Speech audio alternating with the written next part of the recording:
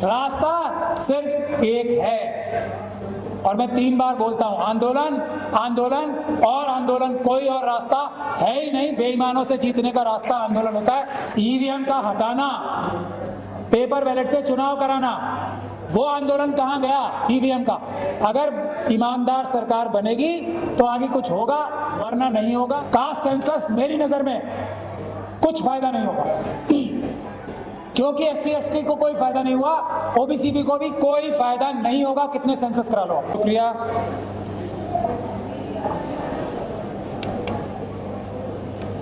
बहुत छोटे में ही बात रखना चाहता हूं। आयोजकों का धन्यवाद, आप सब लोगों का धन्यवाद जो आए हैं। आज का टॉपिक है ईमानदारी से जातिगत जनगणना जरूरी है। ये ईमानदारी किससे उम्मीद कर रहे हैं आप? पहला शब्द ही गलत है इसमें। जिनसे आप ईमानदारी की उम्मीद कर रहे हो वो तो सर्टिफाइड बेईमान है सब। सिक्काबंद बेईमान लोगों से आप ईमानदारी की उम्मीद करें। ईमानदारी से अगर बात की जाए तो ये लोग 100% प्योर खालिस बेईमान हैं, जो मनुवादी मानसिकता के हैं। आज से नहीं, शुरू से हैं, हजारों साल से हैं और आगे तक रहेंगे। तो रास्ता, मैं तो बोलता रहता हूँ, विल्सन साहब ने बोला, इसमें कोई शक नहीं है कि DMK, मैं चले गए हैं, लेकिन DMK तमिलनाडु की सरकारें जो आई, उन्होंने पूरे भारत में सबसे अच्छा काम किया। थोड़ा बहुत अगर दूसरा कहीं से हुआ तो यूपी में हुआ, मायावती जी के टाइम पे। बाकी कहीं तो, और DMK सरकार ने भी पूरा कार्य नहीं किया। पहली चीज़ ये है कि हम लोग ईमानदारी से, और इसमें हमें, मैं बार बार इस बात को कहता हूँ, अपने अंदर अलग अलग ग्रुप बनाने पड़ेंगे। हम लोग अभी तक कास्ट सेंसस की लड़ाई लड़ रहे हैं। सुप्रीम कोर्ट की जजमेंट्स के बारे में कहा जाता है कि सुप्रीम कोर्ट की जजमेंट ने ये कहा, वो कहा, ये कहा कि 50% का कैप होगा। क्यों होगा उसका पता नहीं किसी को। अब होगा, उससे ज़्यादा करना है तो उसके लिए सरकारों को कास्ट सेंसस कराना पड़ेगा, ताकि ये पता लगाया जा सके कि कौन सी कास्ट कितनी पिछड़ी है, कौन सी कास्ट को कितनी ज़रूरत है। लेकिन माननीय उच्चतम न्यायालय ने ये तो कह दिया कि हाँ 100% रिजर्वेशन नहीं होगी, अच्छी बात नहीं है। मैं अभी EWS पे जा ही नहीं रहा हूँ, मैं EWS से पहले की बात कर रहा हूँ। सरकार से ये अधिकार भी छीन लिया कि वो 100% रिजर्वेशन नहीं कर सकती। बड़ी खुशी की बात है। कंडीशन लगा दी कि आप जातिगत जनगणना कराओ, पहले पता तो लगाओ पिछड़े हैं भी या नहीं है, क्योंकि आंखों वालों को तो नज़र आता है, सुनने वालों जिनके कान होते हैं उनको तो सुनाई देता है। जिनको यही नहीं पता कि कौन पिछड़ा है और नहीं है, जिनकी आंखें ये देखने की क्षमता ही नहीं रखती कि कौन सी कास्ट पिछड़ी है नहीं है, उनसे आप ये उम्मीद कर रहे हो कि ईमानदारी से काम करेंगे वो।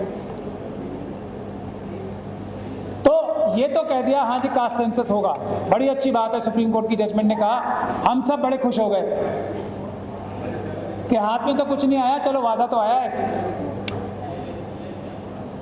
लेकिन ये जजमेंट नहीं बोलेगी कि कास्ट सेंसस भी 3 महीने में करा लो, 4 महीने में करा लो, 5 महीने में करा लो, 5 साल में करा लो, 50 साल में करा लो, 500 साल में करा लो। ये जजमेंट को बोलने की, और ये इस जजमेंट का क्रिटिसिज्म है।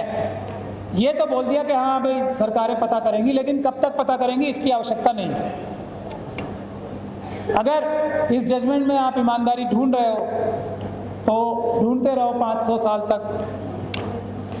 रास्ता सिर्फ एक है, और मैं 3 बार बोलता हूं, आंदोलन, आंदोलन और आंदोलन, कोई और रास्ता है ही नहीं। बेईमानों से जीतने का रास्ता आंदोलन होता है।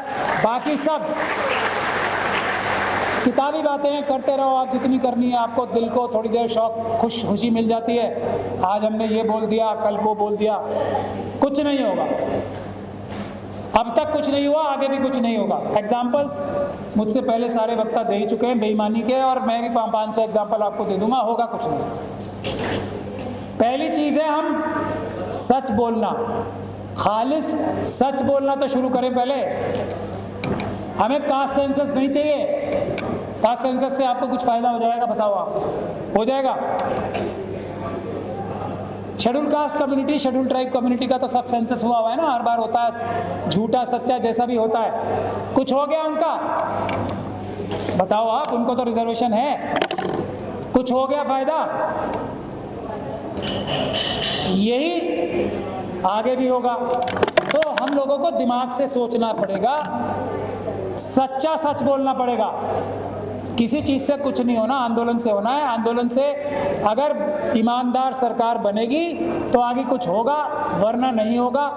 हाँ, बीच में सांस लेने के लिए आप कुछ करना चाहते हैं तो करते रहें। आंदोलन से भी कुछ नहीं होगा अगर सरकार बदलने के लिए आंदोलन नहीं होगा तो। और सरकार बदलने वाले आंदोलन से भी कुछ नहीं होगा अगर ईमानदारी वाली सरकार, जो बहुजनों की सरकार होगी, वो लाने के लिए आंदोलन नहीं होगा। और उसका सबसे पहली ज़रूरत क्या है? ईवीएम का हटाना, पेपर बैलेट से चुनाव कराना। वो आंदोलन कहाँ गया ईवीएम का? आप करते रहो, जितने आपको आंदोलन करने हैं, सेमिनार करने हैं, कोई कुछ बोलेगा, कोई कुछ बोलेगा, अपोजिशन पॉलिटिकल पार्टी वाले कुछ और बोलेंगे, जो लोग सिविल सोसाइटी के लोग हैं कुछ और बोलेंगे, जो सत्ताधारी हैं वो कुछ और बोलेंगे। नतीजा 0, 0, कुछ नहीं होगा। रास्ता है आंदोलन शुरू करें हम। सबसे पहला रास्ता है ईवीएम के लिए आंदोलन। जब तक नहीं होगा, मेरी गारंटी है ये कुछ नहीं होगा।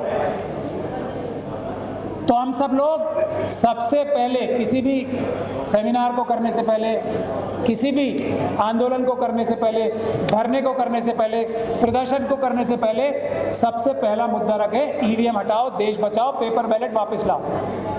वो कम से कम रास्ता तो है जिससे सफलता का कोई 1% चांस है, 2% चांस है, सफलता का चांस तो है। अभी तो चांस ही नहीं है।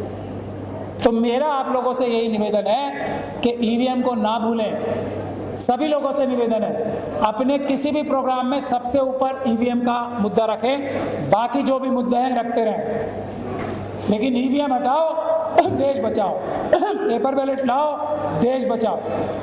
ये ज़रूरी है, ज़रूरी था और ज़रूरी रहेगा जब तक ऐसा नहीं हो जाए। एक बात ये, हम लोगों का जो कार्य है, खास तौर पे मैं और मेरी टीम का, हम लोगों ने तो ईवीएम की डोर पकड़ रखी है ना, छोड़ेंगे नहीं जब तक सफल नहीं हो जाएंगे। इसी प्रकार से सभी लोगों को एक चीज़, एक मुद्दा पकड़ना पड़ेगा, और जब तक उस मुद्दे को हासिल ना कर लें, सच में कास्ट सेंसस मेरी नज़र में कुछ फ़ायदा नहीं होगा। क्योंकि SC ST को कोई फ़ायदा नहीं हुआ, OBC को भी कोई फ़ायदा नहीं होगा, कितने सेंसस करा लो। सरकार अपनी चाहिए, इम्प्लीमेंट ही नहीं होगा। अभी डॉक्टर सूरज मंडल बता रहे थे ना आपको, इंटरव्यू में ही नंबर नहीं आएंगे, ले लो आप, ले लो नौकरी। बिजनेसमैन, मैंने बार बार इस बात को बोला है, जो मनुवादी मानसिकता के जितने भी लोग हैं वो बाय डिफ़ॉल्ट, और मैं मनुवादी मानसिकता इसलिए जोर दे के बोलता हूँ, वो बाय डिफ़ॉल्ट कम अकल होते हैं। बाय डिफ़ॉल्ट मतलब पैदा ही वो कम अकल होते हैं, और जो बहुजन समाज के लोग होते हैं वो पैदा अक्लमंद होते हैं। ये मेरी थ्योरी है, मुझसे कोई इस पर डिबेट करना चाहे तो करता रहे। मैंने सुप्रीम कोर्ट में भी ये थ्योरी पेश की थी, कोई काउंटर आर्गूमेंट 2011 में नहीं दे पाया था कोई, और डिटेल में साइंटिफिक रिसर्च करके दी थी। ये भी बात सही है कि एक्सेप्शंस दोनों तरफ हो सकती हैं। हम में से भी, बहुजन समाज में से भी कुछ लोग बेवकूफ़ पैदा हो सकते हैं, लेकिन उनकी संख्या बहुत कम होती है। उसी प्रकार से उल्टा है, उधर भी, वहाँ भी कुछ समझदार पैदा हो सकते हैं, लेकिन उनकी संख्या कम होती है। ईमानदार पैदा हो सकते हैं लेकिन उनकी संख्या कम होती है। यहाँ ज़्यादा संख्या होती है और वहाँ कम होती है। ये साइंस है, ये तथ्यात्मक रूप से सही बात है। पहले हम इस बात पे तो आपस में विश्वास करना सीख लें। इस बात को बोलते हुए भी हमें शर्म आती है, कैसे बढ़ेंगे आगे? ये कुछ बुनियादी बातें हैं जो हमें सीखनी पड़ेंगी, समझनी पड़ेंगी। और हम लोगों ने तो तय कर रखा है, हम तो एकदम पाक साफ सच्चा सच बोलेंगे, ये बीच बीच की बात नहीं करेंगे। तो हमारा नारा एक ही है, जिसकी जितनी संख्या भारी उतनी उसकी हिस्सेदारी। असल में इसके अलावा सब मिथ्या है, सब फ्रॉड है, सब झूठ है, बाकी सब बकवास है। और उसको हासिल करने के लिए अच्छी सरकार आनी है। अच्छी सरकार आने के लिए ईवीएम का आना ज़रूरी है। बाकी आप लोग करते रहो आंदोलन, हम भी करते रहेंगे। लेकिन ये फार्मूला है, जिन जिन लोगों के ये फार्मूला समझ में आए वो आए, बढ़े, अपना नाम निकलवाएं और लिखें, हमें नाम दें अपना। यही मैं आह्वान करके जा रहा हूँ। जो लोग आंदोलन करने के लिए तैयार है, हमारे वाला दिखाने वाला आंदोलन नहीं, जेल जाने के लिए, लाठी खाने के लिए, किसी भी हद तक जाने के लिए संवैधानिक रूप से, कानूनी रूप से तैयार है, वो मेरे ऑफिस आए, मिशन सेव कॉन्स्टिट्यूशन के ऑफिस आए, अपना नाम लिखवाएं। सफलता इसी रास्ते से मिलेगी। बाकी संघर्ष जारी है। बहुत बहुत शुक्रिया मुझे यहाँ बुलाने का। जय भीम।